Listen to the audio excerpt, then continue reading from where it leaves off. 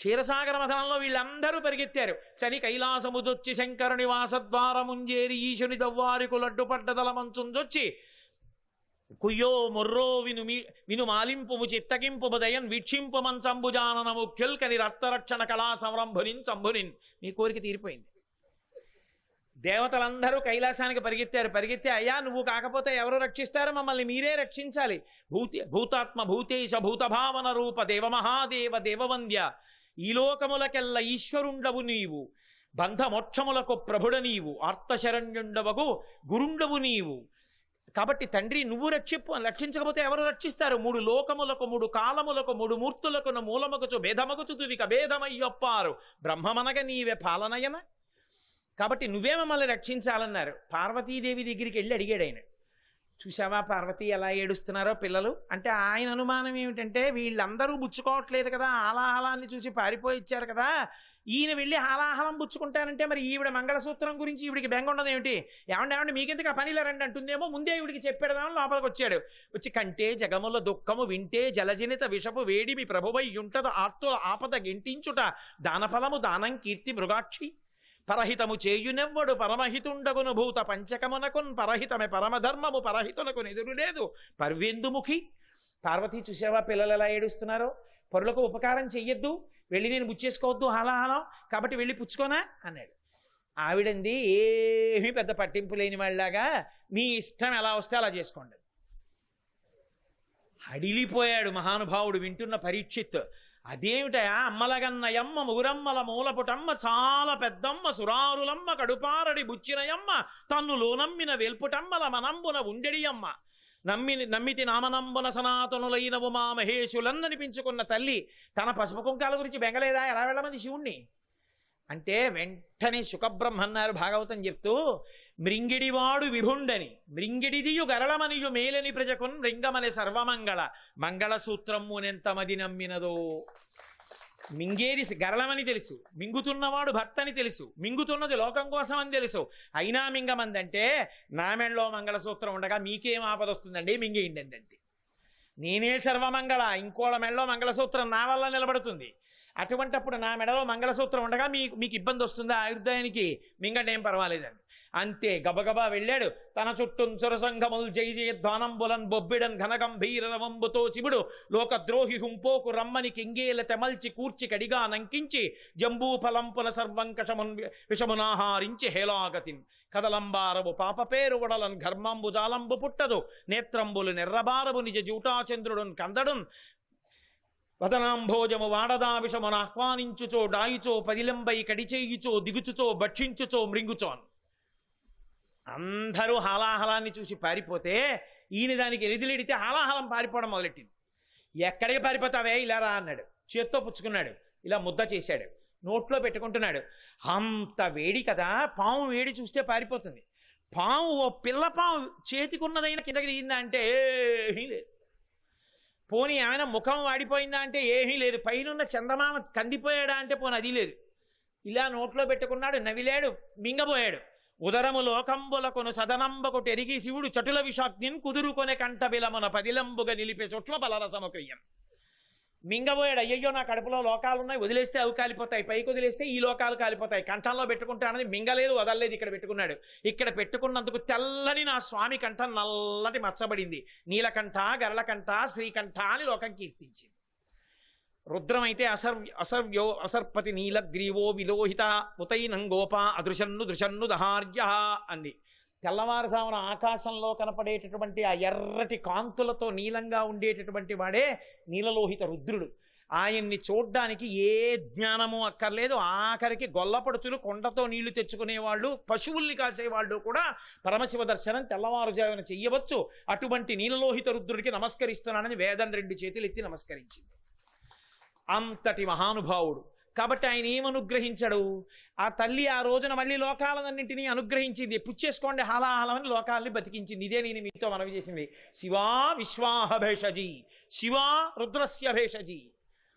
ఇప్పుడు ఆయన అందరికీ మళ్ళీ వరాలు ఇచ్చేశాడు.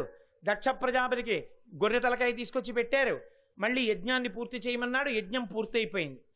సతీదేవిగా అంటే దాక్షాయిణిగా ఉండగా అమ్మవారు పరమశివుడితో కలిసి హిమాలయ పర్వత ప్రాంతమనందు విహరిస్తూ ఉండేది.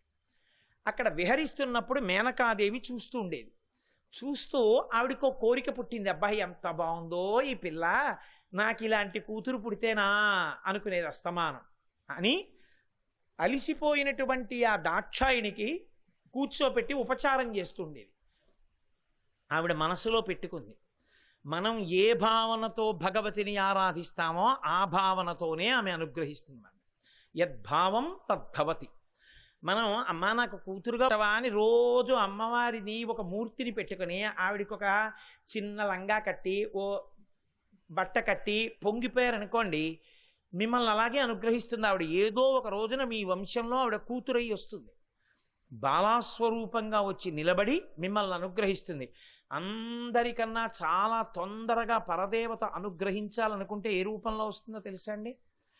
అనుగ్రహించాలి అనుకున్న ఉత్తర క్షణంలో చిన్న పిల్ల రూపంలో వస్తుంది, వచ్చి తల్లి అనుగ్రహిస్తుంది. మహానుభావుడు పశ్చిమ గోదావరి జిల్లాలో ఆయన చందోలు శాస్త్రి గారు అంటుంటారు, ఎంత ప్రఖ్యాతి వహించారో.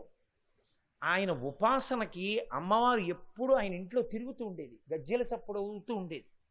చిట్ట చివర ఆయన శరీరాన్ని దహనం చేస్తే ఆయన ప్రాణం పోయినప్పుడు ఆయన శరీరంలోంచి బాలా త్రిపుర సుందరి స్వరూపం పైకి లేచింది. కాబట్టి ఆ తల్లిని ప్రార్థించినటువంటి వాళ్ళని ఎవరిని ఆవిడ అనుగ్రహించదు, ఆవిడ అనుగ్రహించి తీరుతుంది. మీరు నమ్మండి నమ్మపోండి, మొన్న శారదా నవరాత్రుల్లో కాకినాడలో మా తల్లి మమ్మల్ని అలా అనుగ్రహించింది రోజున.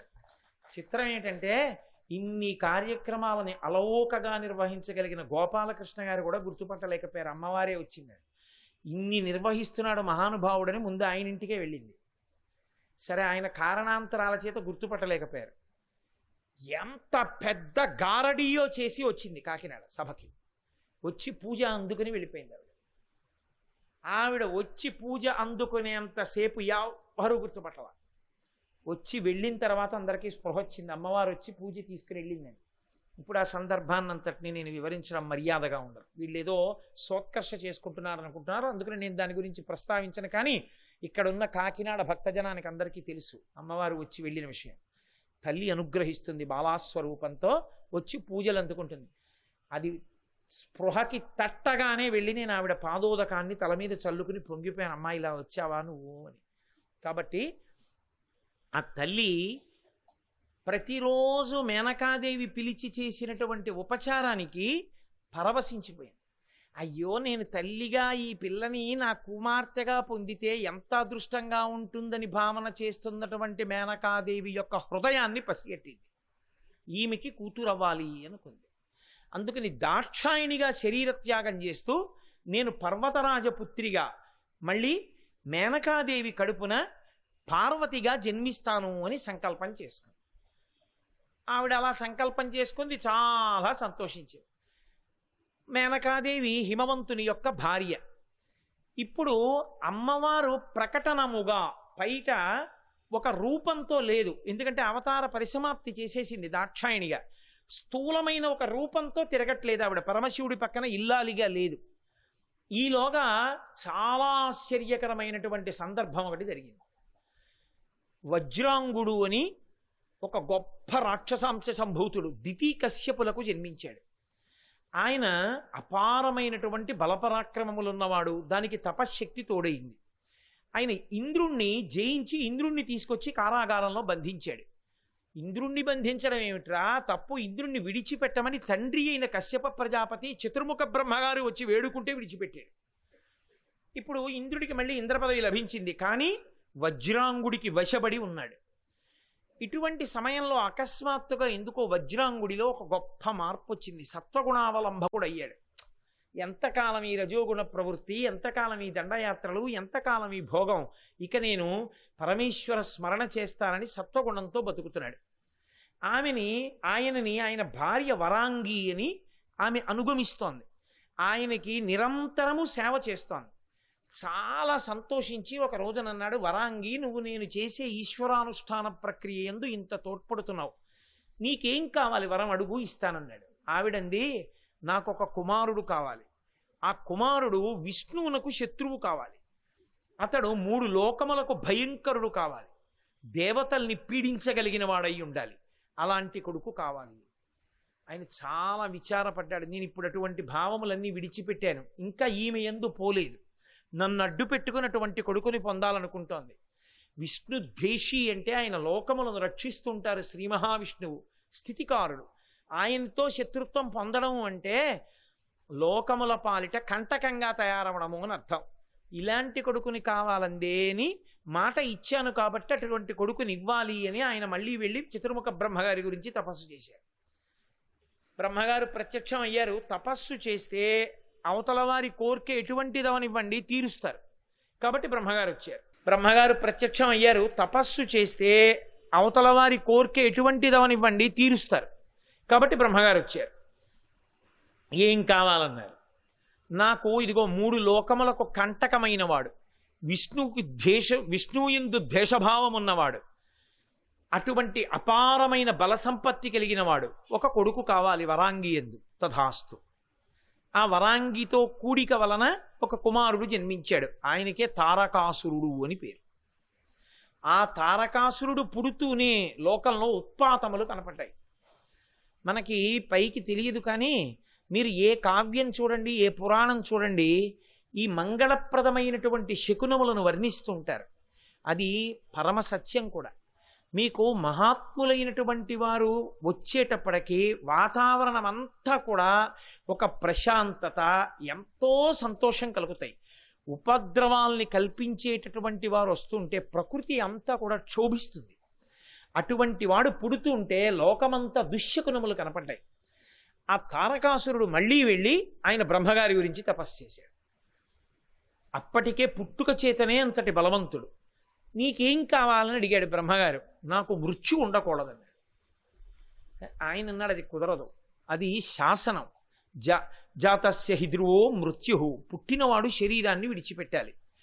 పోనీ నేను నువ్వు ఎలా చచ్చిపోతావో చెప్పను, నువ్వు చెప్పు ఎలా చచ్చిపోతావో అంటే. నేను చాలా తెలివైన వాడిని అనుకుంటూ ఉంటాడు. ప్రతి రాక్షసుడికి ఉండే లక్షణం ఏమిటంటే వాడికి ఉన్నటువంటి పరిజ్ఞానంతో వాడు ఇలా అడిగితే చావన కదా అనుకుంటాడు. శివుడు పురుషుడు, కేశవుడు పురుషుడు, వాళ్ళిద్దరికీ కొడుకు పుడితే చావనని అడిగితే ఇహ కొడుకు పుట్టడుగా అని వరం అడిగింది మహిషి. పుట్టనే పుట్టాడు అయ్యప్ప. పుట్టాడు, మహిషి సంహారం జరగడం జరిగింది. అలాగే తారకాసురుడు కూడా ఆలోచించి అన్నాడు, ఇప్పుడు పరమశివుడి పక్కన అమ్మవారు లేదు కాబట్టి ఎట్టి పరిస్థితుల్లో పరమశివుడికి కొడుకు పుట్టడు. పైగా నేను ఒక వరం అడుగుతాను, ఆ వరం లోకంలో జరిగే వరం కావు. పరమశివుడికి కామోద్రేకం కలగాలి. కామోద్రేకం కలిగినటువంటి కారణం చేత ఆయనకి వీర్యస్ఖలనము కావాలి. ఆయనకి వీర్యస్ఖలనమైన కారణం చేత ఆ వీర్యము కారణముగా ఆ వీర్యములోంచి ఒక పిల్లవాడు పుట్టాలి. ఆ పిల్లవాడు సర్వసైన్యానికి అధ్యక్షత వహించాలి. ఆ పిల్లవాడు వచ్చి నాతో యుద్ధం చేస్తే అలాంటి పిల్లాడి చేతిలో నేను చచ్చిపోతానన్నాడు. తథాస్తు. ఇప్పుడు పరమశివుడికి కామారి అని పేరు. పరమశివుడికి కొడుకు పుడతాడా? పైగా పక్కన అమ్మవారు లేదు. ఆయన క్రీడించడమే కొన్ని వేల దివ్య సంవత్సరములు క్రీడిస్తాడు. ఎప్పటికి పుడతాడు ఆ కొడుకు? అసలు అమ్మవారు ఒకటి మళ్ళీ వస్తే కదూ, మళ్ళీ అవతార స్వీకారం చేస్తే కదూ. కాబట్టి ఇంకా నాకు చావు లేదని సంతోషాన్ని పొందేశాడు. పొందేసి అందరినీ పీడించడం మొదలుపెట్టాడు. నేనే పరబ్రహ్మాన్ని అన్నాడు, నాకే హవిస్సులు ఇవ్వండి అన్నాడు. లోకకంటకుడు అయ్యాడు. దేవతలకి బెంగపట్టుకుంది. ఎప్పటికి మళ్ళీ పార్వతీదేవి అవతార స్వీకారం చేస్తుంది? పార్వతీదేవి అంటే హిమవంతుడికి కుమార్తెగా రావాలి.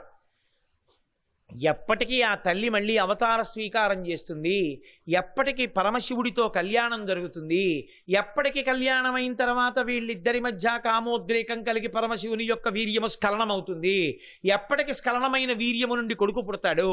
ఎప్పటికి ఆ కొడుకు సర్వసైన్యాధ్యక్షుడు అవుతాడు? ఎప్పుడు వాడొచ్చి యుద్ధం చేస్తాడు? ఎప్పుడు మనబాధలు తీరుతాయి? అందుకే పార్వతీ కళ్యాణం అంత గొప్పదైంది.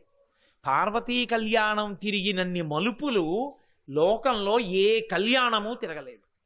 అన్ని మలుపులు తిరిగిపోయింది పార్వతీ కళ్యాణం. సరే, ఇప్పుడు దేవతలందరూ ఎవరిని ప్రార్థించాలి? జగదంబనే ప్రార్థించాలి. అమ్మా, నువ్వు ఎక్కడో అక్కడ మళ్ళీ అవతార స్వీకారం చెయ్యాలి, ఎవరికో కుమార్తెగా జన్మించాలి అని అడగాలి.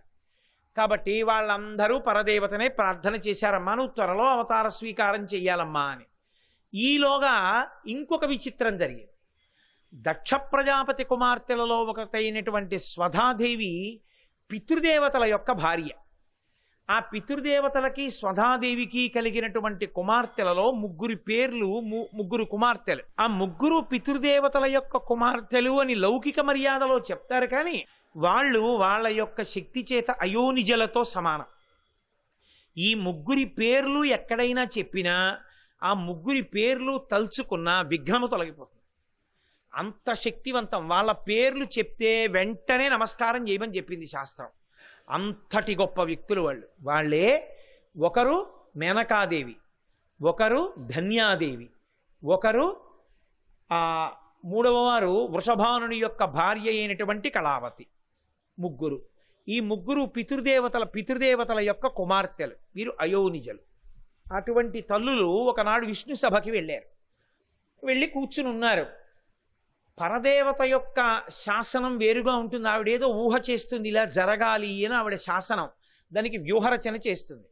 ఇప్పుడు సనక సనందనాథులు బ్రహ్మజ్ఞానులు, అందుకే వాళ్ళు ఎప్పుడు పిల్లల్లా ఉంటారు. సనక సనందనాథులు బ్రహ్మజ్ఞానులు విష్ణు సభలోకి ప్రవేశించారు. విష్ణు సభలోకి ప్రవేశించగానే అందరూ లేచి నిలబడ్డారు. ఈ ముగ్గురు లేచి నిలబడలేదు. వయస్సుని బట్టి నమస్కారం లేదు లోకంలో. శాస్త్రంలో వయస్సుని బట్టి నమస్కారం లేదు. వయస్సుని బట్టి నమస్కారం అయితే చెట్టుకి నమస్కారం పెట్టాలి, పుట్టకి నమస్కారం పెట్టాలి, రాయికి నమస్కారం పెట్టాలి. మన అందరికన్నా ముందు పుట్టింది కాబట్టి. నమస్కారం ఎవరికి అంటే ఎవరు అందరికన్నా జ్ఞానము కలిగిన వాడో వాడికి మిగిలిన వాళ్ళు నమస్కారం చెయ్యాలి.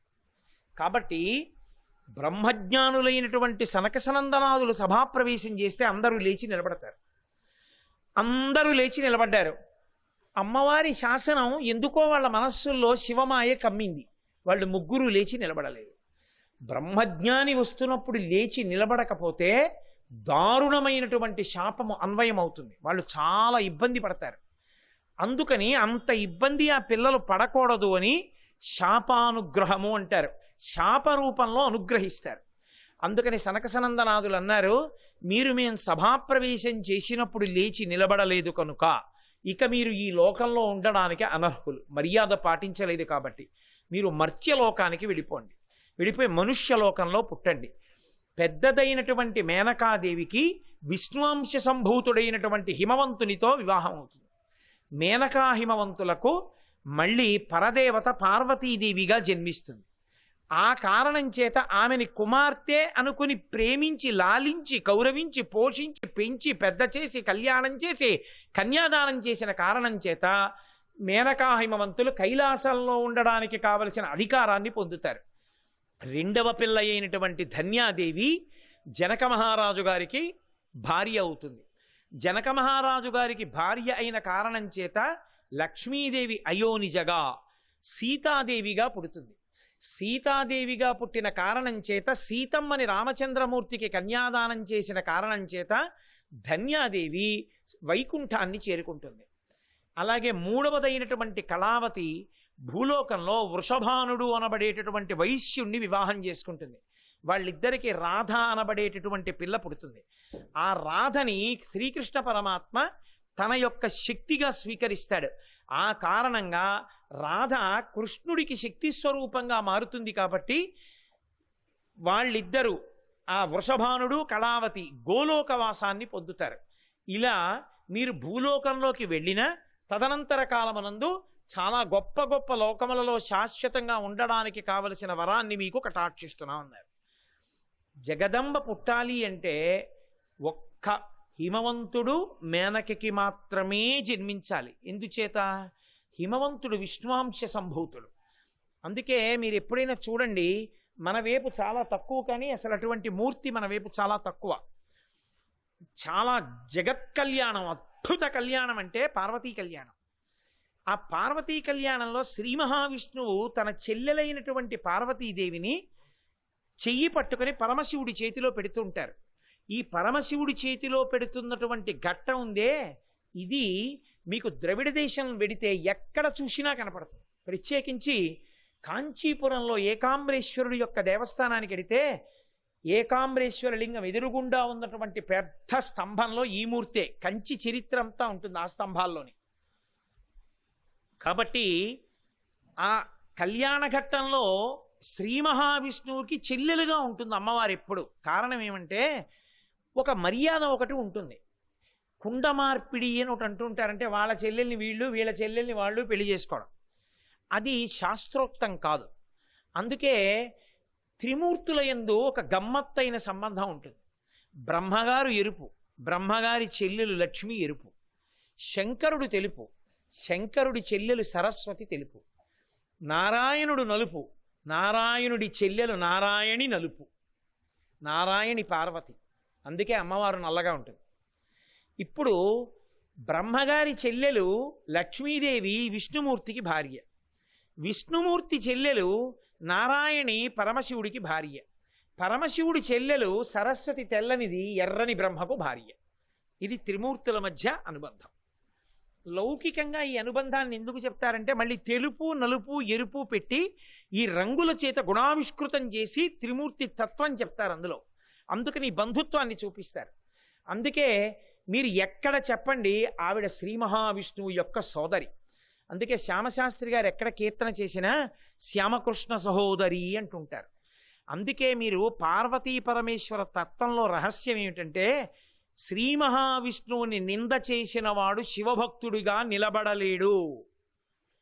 ఎందుకో తెలుసా అండి? విష్ణువు అమ్మవారికి సోదరుడు, ఒక్కనాటికి అంగీకరించడు. విష్ణువు దగ్గరికి వెళ్ళి శివనింద చేస్తే ఒక్కనాటికి ఆయన అంగీకరించాడు. ఎందుకంటే చెల్లెలి భర్త భావమృది బ్రతక కోరుతాడు. లౌకికమైన బంధుత్వం రీత్యా చూసినా శివకేశవుల మధ్య ఎట్టి పరిస్థితుల్లోనూ నింద పనికిరాదు. అందుకే మీకు పేర్లలో కూడా చమత్కారం ఎలా ఉంటుందంటే పార్వతీ పరమేశ్వరుల పేర్లు కూడా కలిసిపోయి ఉంటాయి.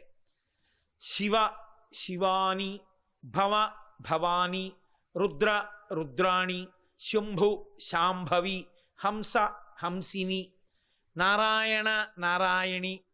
భార్యాభర్తలు కారు, అన్నా చెల్లెళ్ళు. ఆ ముందు చెప్పినవన్నీ భార్యాభర్తలు. నారాయణ నారాయణి అన్నా చెల్లెళ్ళు. కాబట్టి వాళ్ళిద్దరి మధ్య అన్నా చెల్లెళ్ళ అనుబంధం ఉంటుంది. అన్నా చెల్లెళ్ళ అనుబంధం కాబట్టి ఎప్పుడు పరమశివుడికి కన్యాదానం చేసినా శ్రీమన్నారాయణుడే కన్యాదానం చేస్తుంటాడు. అది గమ్మత్తు. అందుకే ఆమె మళ్ళీ ఎవరి కడుపున పుట్టాలి అంటే విష్ణువాంశ సంభూతుడి కడుపునే పుట్టాలి పార్వతీదేవి పుడితే. అందుకే విష్ణువాంశ సంభూతుడైనటువంటి హిమవంతునికి కుమార్తెగా వచ్చింది. ఇప్పుడు విష్ణువాంశ సంభూతుడైనటువంటి హిమవంతుడికి మేనకాదేవితో వివాహం అయితే తప్ప అసలు పార్వతీదేవి యొక్క అవతారం రాదు. ఇప్పుడు అలా వివాహమై వాళ్ళ మధ్య ప్రేమ అంకురించాలి అని దేవతలు వాళ్ళిద్దరినీ కలిపే ప్రయత్నం చేశారు. ఇద్దరినీ కలిపే ప్రయత్నం చేయడం వల్ల హిమవంతుడు మేనక వివాహం చేసుకున్నారు, దంపతులు అయ్యారు. ఇప్పుడు ఈ దంపతులకు పార్వతీదేవి జన్మించాలి. అది ఆవిడ అనుగ్రహించి అంగీకరిస్తేనే జన్మిస్తుంది.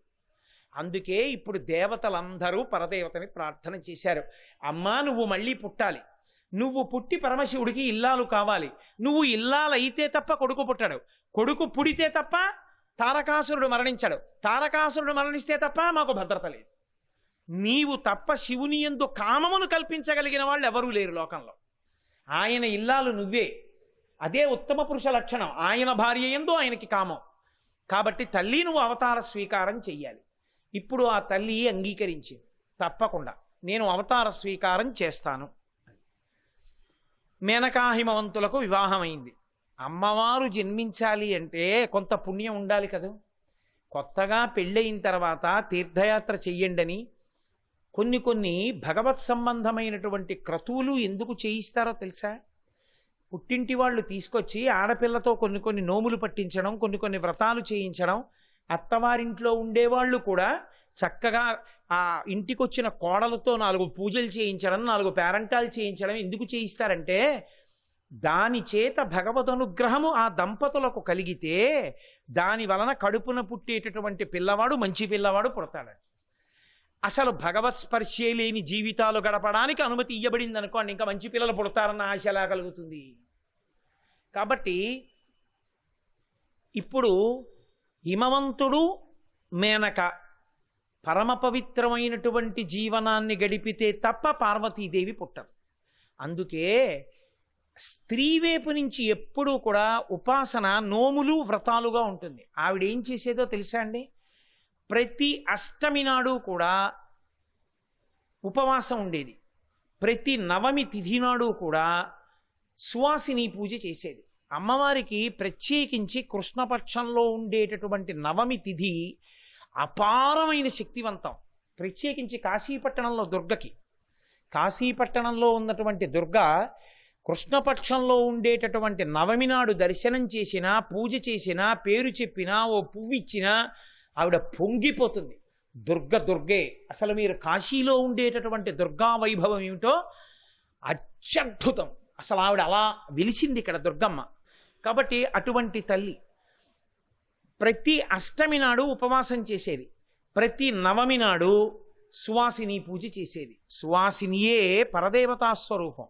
సువాసిని కూర్చోపెట్టి పూజ చేసేటప్పుడు లోకంలో ఏం చేస్తారంటే అమ్మవారి నామాలు చెప్పేస్తుంటారు. బాల పూజ చేసినా, సువాసిని పూజ చేసినా. అలా కాదు చెప్పేది. బాలకి బాలానామాలు ఉన్నాయి వేరే, సువాసినికి సువాసిని నామాలు ఉన్నాయి వేరే. సువాసినికి ఇక్కడ ఉన్న తల్లే. ఆమె ఎంత యోగ్యురాలో, భర్తని ఎంత అనుగమిస్తుందో, పిల్లల్ని ఎంత గొప్ప వృద్ధిలోకి తెచ్చిందో, ఇంటికొచ్చిన వాళ్ళని ఆదరించి అన్నం ఎంత పెడుతుందో, పతిని ఎంత సేవిస్తుందో, ఎంత మర్యాదతో నిలబడుతుందో, 10 మందిని కన్నతల్లిలా ఎలా ఆదరిస్తుందో అటువంటి వారు సువాసిని పూజకు అర్హులు. శ్రీ ఉమామహేశ్వర పరబ్రహ్మార్పణమస్తు. స్వస్తి.